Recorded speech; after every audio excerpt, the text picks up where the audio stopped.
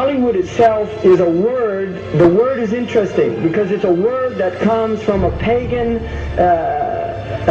Hollywood is the holy wood, and it was the wood that the magical wands were made out of in the pagan sorcery, magic.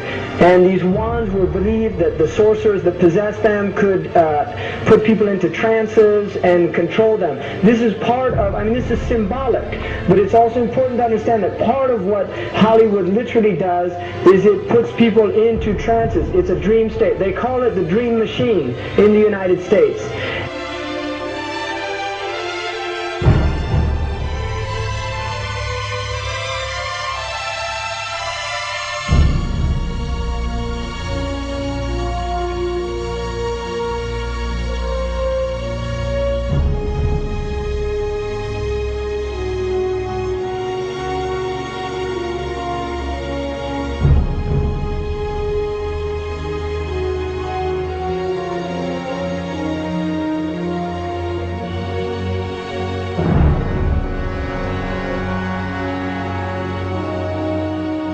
And it creates fantasies for people. It puts people into these things. Now, one of the things is interesting that in the part of what's done in movie theaters, in darkened rooms where people watch television, is literally a trance state that occurs. What's called suspended state of disbelief. You enter into a state, you suspend your disbelief and enter into a state whereby you begin to believe what you internally realize is imagination. It's falsehood. Films are magic. It's just magic. You go and you watch these things and people get caught up in them. People cry during films, all this catharsis that takes place in these things. Many of the films, and this is an important element in the control mechanism, is literally allow people to go and have certain type of catharsis as a purging experience, which Aristotle talks about the necessary element. One of the necessary elements of tragedy is to create this cathartic experience. And this is why a lot of the films, especially also news and things like this is why news is very important in this culture. Everybody watches the news, they have this tragic, cathartic experience of watching the tragedies of others and then feeling safe and complacent in their own experience of this suspended state of illusory well-being. So these are very intricate and sophisticated methods. Now, I think it's dangerous, although there are elements, there's concerted efforts that take place, there's also a lot of people that have similar worldviews that aren't necessarily working together in concerted efforts.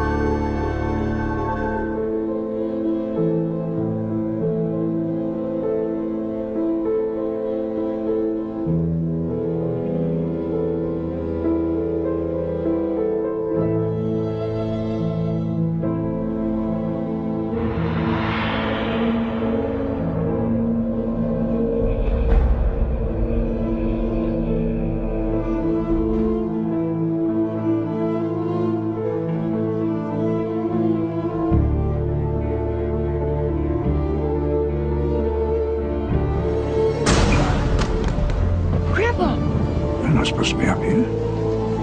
Looking at that? I just wanted to know. No. Well, you're old enough, I suppose. You should know the story. Okay, here we go. It was 1832. On a night much like this.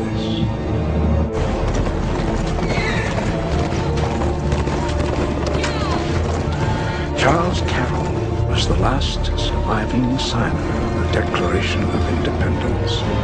He was also a member of a secret society known as the Masons, and he knew he was dying.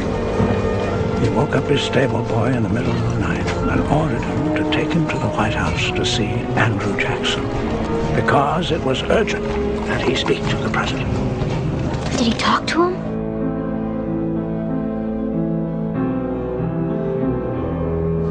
No, he never got the chance. The president wasn't there that night.